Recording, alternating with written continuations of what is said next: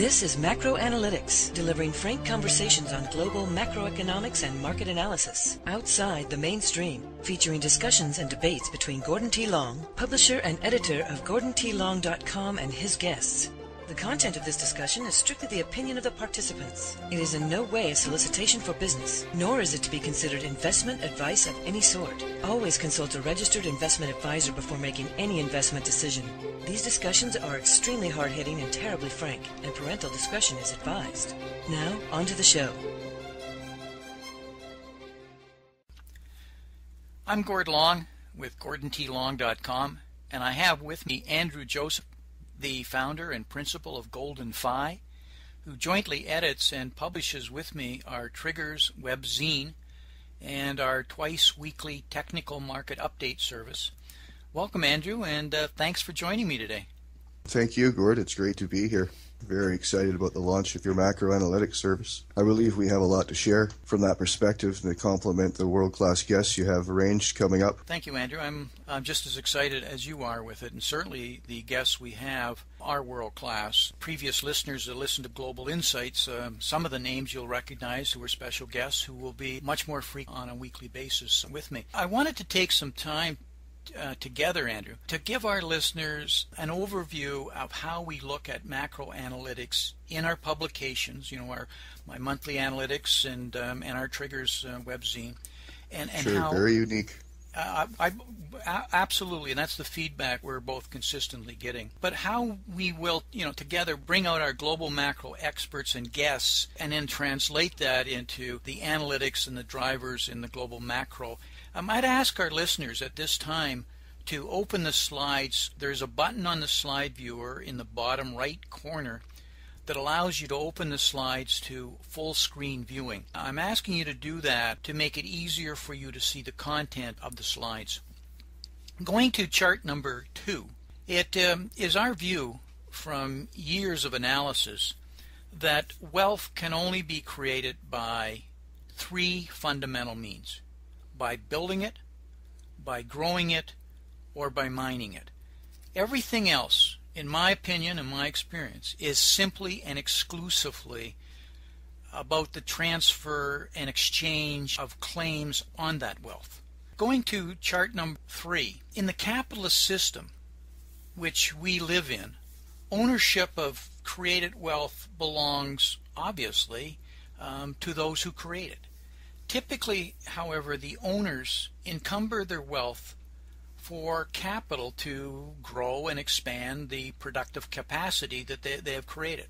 The creators exchange their rights to their productive growth of wealth to others through legal paper claims on that wealth. These claims take numerous forms, with the most obvious being debt claims and equity claims. Claims such as stock equity are traded on exchanges.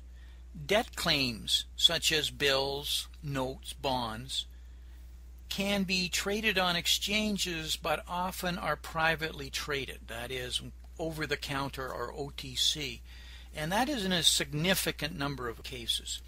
It is extremely important to understand how claims are traded, to understand where the true ownership is and where the value of the created wealth lies. It isn't always what you perceive it to be, and frankly is changing quite significantly here in the last number of years. Identifying these is very important, so you know what's coming next and where we're going.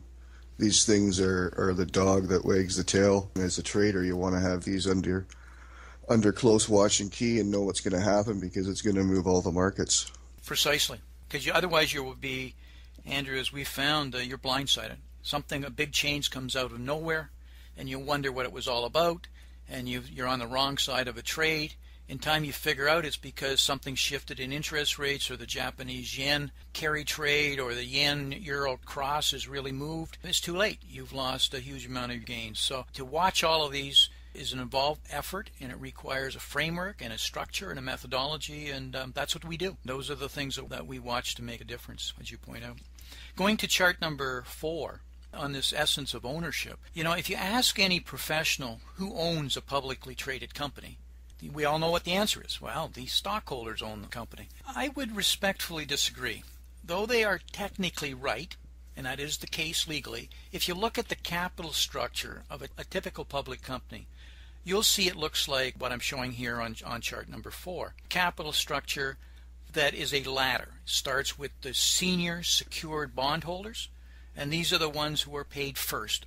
Before any profit is declared, interest on those bonds are paid before you get to earned income. If any assets of company gets into trouble, before anything's paid out, then they dissolve the assets, the senior secured bondholders are paid. And as you go down this ladder, that's the sequence in which monies are paid out, in which monies are earned, in which assets are dispersed in any kind of bankruptcy.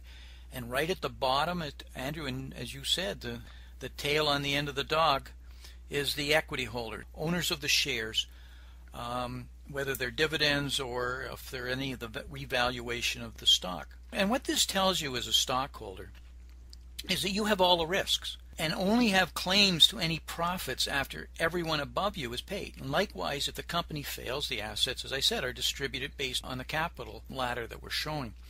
Yeah, this is no different than the market in general. While this holds true for a corporation in specific, if we take it to a larger scale on what's going on in a macro, pretty much the same thing. Some would say, well, that's true and obvious, but the shareholders have the say on how a company is run because they're the owners. And here I'd also respectfully disagree. You ask any CEO who has faced a board of directors, the biggest voice in the room, or minimally the acknowledged masters dictating what is being done, are the senior secured debt holders. They effectively control a company's cost of capital with a tight fist. There's little doubt in any CEO or chief financial officer's mind about this, and often there is only one senior secured debt holder on a board, and the board member is usually the lawyer representing the senior secured debt holder or holders in making decisions or raising the discussions of what's important or the priorities of what the company should be, remembering it's their payments the senior secured loan holders are looking for.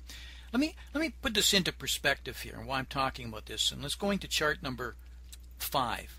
And why this is important, because the value of a company is its discounted free cash flow. The cost of money or interest rate is critical number, and that's in this calculation of valuation. We all know that. So what I refer to as yields in this chart is reflective of that interest cost valuation input.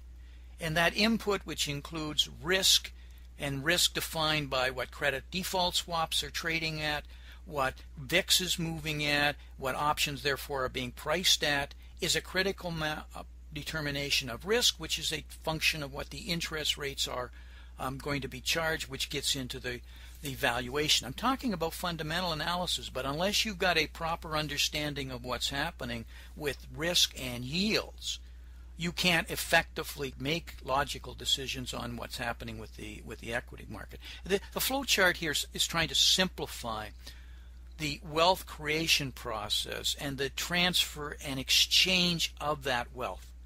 And what you quickly realize is, once again, the equity holders are the tail on the dog here. So going to chart number 6, the equity markets trading, the trading itself, it again pales in comparison to the 600-pound bond market gorilla. In addition, causing additional problems is the fact that the bond market and the debt trading is not completely transparent to the public, since a significant amount of it is over the counter.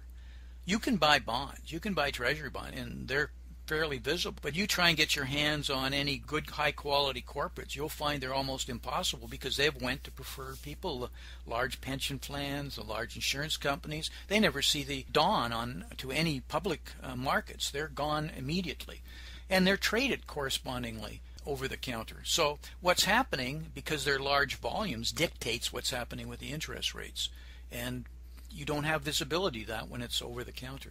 And then, having said that, as big as the bond market is, it doesn't compare with the nearly $4.7 trillion of daily trading volumes of the currency or forex market that's shown here as we're going from right to left. And then again, that doesn't even compare to the over 700 trillion, and let me repeat that, $700 trillion swaps marketplace.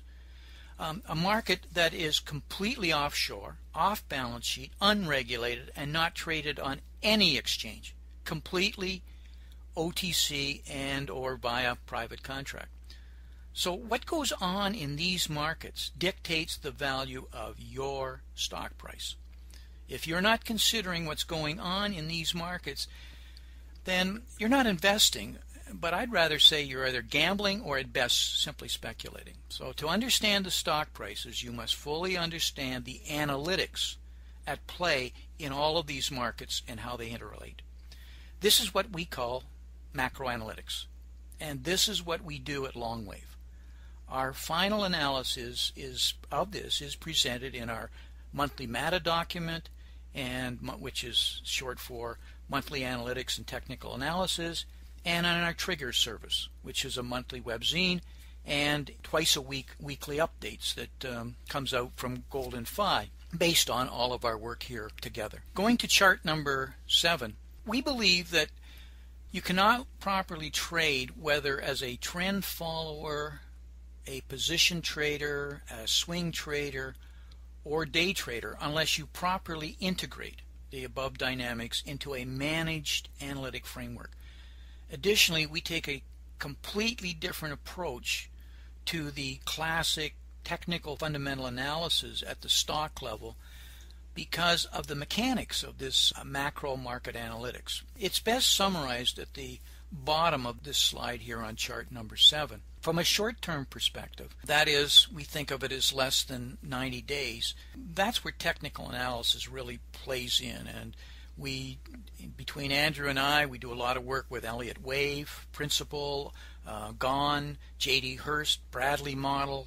I have a number of proprietary things, Mandelbrot fractal generators, etc. But between all of these classic tools, less well-known tools, we're pretty thorough at what the technical analyses are telling us, which are in the short term. The intermediate term, which is a little longer term, is risk analysis. And that's what's flowing out of our global macro analytics analysis and tipping point pivots. And in the monthly global macro tipping points, there's a major section where we simply talk about risk drivers, and a proprietary risk index where I actually rank 10 of the major risk areas globally and what whether they're increasing, decreasing, if they're shifting, whether we're going from a risk on, risk off environment, or how quickly that migration is happening, because it's continuously happening. Going to chart number 8, the global macro analysis, which is so prevalent in our articles on our GordonTLong.com tipping points webpage and now macro analytics audio site, plays the critical role of bridging our highly analytic technical analysis with our detailed fundamental analysis. And we've found that in the short term, the markets are driven by emotion and sentiment. That's what the essence of technical analysis is. But in the longer term, they are driven by financial fundamentals. And as Warren Buffett is often quoted as saying, and he's made a lot of money understanding this, that in the short term the market is a slot machine, but in the long term it is a weighing machine. And we have found that the transition shows a lagging correlation between changes in the global macro, followed by corporate earnings, then followed by the sell-side analyst community estimates. Our focus within global analytics is 1, quantification of risk, 2, the establishment of pivots through the mapping of the tipping points, which we do every day on the tipping point page, the identification of an ever-shifting competitive financial drivers to the corporate profitability. Talked about yield earlier and risk and interest rates, but it's also cost of the commodities going into affecting margins and margin compression, but also the identification of the global macro market drivers themselves in the market arenas. That is the pricing of options, the pricing of currencies. And all of these are continuously, again, changing to reflect global and national development. There's another grid here between countries and the spread that you have between countries, which are often the evolving drivers or shifting drivers. You know, it's our risk analysis within our global macro tipping point service that connects the transition from technical analysis to fundamental analysis, which we show in our MATA document, and to a lesser degree in triggers, where we're getting more down to the practical application. Would you agree with that, Andrew? Yes, your analysis does an excellent job, unparalleled anywhere that I've ever seen online. A lot of people are doing different things here and there, more specific, but you're the only one that I see that encompasses it all, as well as taking a technical analysis and pairing it with the macro analytics. I don't see that anywhere else, and especially not on the level that you're doing it. And with triggers, the job of us is to try and take over the 400 pages of information that you put out every month and summarize that down into 40 pages or so that you don't have to be a technician to read and understand this information, but rather go through it quickly and see what's coming up. And as well, it's geared more for traders, giving them the pivots and the tipping point, as you're saying, bringing it down into a more day-to-day analysis for them to use. And that's why we have inter-issue updates twice weekly, to keep that technical analysis more concise as opposed to just trying to do it once a month. Andrew, what I've found is that it takes a while for a transition, for major reversal points or triggers or pivots. You can see them coming, there's a transition that's happening, but when they finally happen, it's abrupt, and it apparently comes as a surprise. But it's not a surprise when you're looking at it in the framework that we're looking at it. What we're really grappling with, not that it's going to be a surprise, but trying to get the timing of when it comes is the hardest part. And that's the thing that nobody spends their time on, and have a methodology and a framework in which it assures that you're going to be able to spot these things in advance. And I think that's clearly what differentiates. The reason for the macro analytics audio series of talking to these experts is it really allows you then to put some meat on the skeleton, and you can start to see, even though it doesn't tell you that this is what's going to happen, it's certainly raising red flags. You're seeing the underlying issues. Then when you start to do the analytics and start to bury through the details in a granular fashion, you can start to get very close, especially when you start then applying technical analysis, because you can see the sentiment shifts that are starting to happen as new ideas are embraced, endorsed, and accepted. Risk is a funny thing, Andrew. The only analysis I can draw upon is similar to living in a high crime rate neighborhood. Say in this neighborhood where there's a 90% chance of you being mugged if you go out for a walk. So it's a really bad neighborhood that you're living in. And you've just moved to this neighborhood, and you go out for a walk in that neighborhood and you don't get mugged. And you come home and you say, well, I didn't really see much of a problem. So you feel fairly comfortable. Well, you go out the next night, you go for a walk, and you don't get mugged again.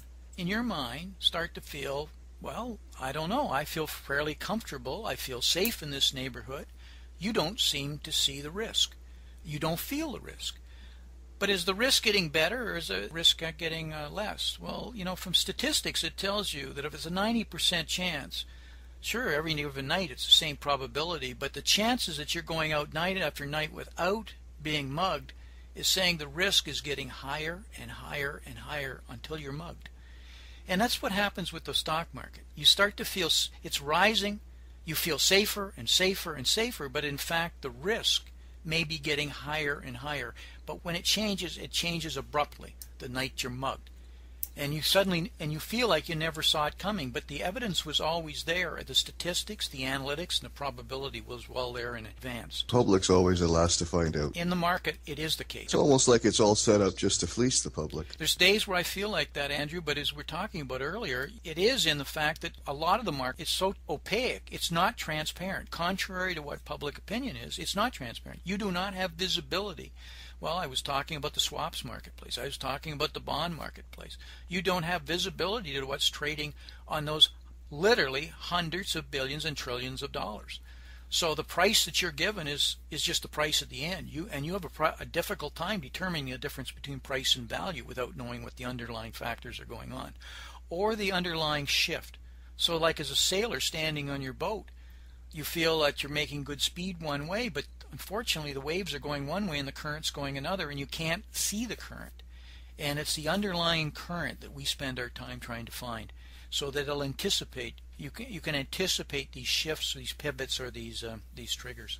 Going to our last chart, number 9, Andrew. In the financial markets, when you're in overextended periods, which often occur, it's usually, my experience has been, it's when there's the debt or the currency markets shift that it triggers an adjustment in the equity markets. And I learned this in 1987 stock market crash, because the markets just kept going up and everything seemed to look fine. But what broke it was the currency markets. It was global currencies. And when you looked at those charts and you saw what was happening, not only did it signal something was coming, but it actually could give you a very, very clear signals of when you should have made your move well in advance of when the equity market subsequently collapsed. And this is where the banks and the big investment houses spend their time looking at. They're not sitting there looking at stock charts. They're looking at other charts to allow them to make their moves, because they've got to literally move trillions of dollars in advance. They can't move it when somebody cries fire and they're all rushing for the door. You don't get trillions of dollars out of market at right kind of prices at that point in time. So our focus is showing here on chart number 9 is the identification and trying to find the drivers. And this is where we spend our time, and this is what we show in our various services of the shifts in these drivers. In closing, it's been a pleasure here to talk to you today on our services. I encourage you to look through. We have 5 various subscription service plans. There's trials available on all of the services. There's peek inside facilities on the website that allow you to see the most current, at least the index. You don't want to sign up for the trial, or you want to look at it in advance. And there's also some audios that describes various services to a little bit more detail. In closing, any comments you'd like to make, Andrew? Well, thank you very much for this opportunity, Gordon. It's been great working with you. Well, until we talk again, thank you very much. This is Gordon T. Long, editor and publisher, GordonTLong.com. New recordings hosted regularly and can be found at GordonTLong.com. New show notifications are available for RSS feed, iTunes, and other social networking venues at GordonTLong.com.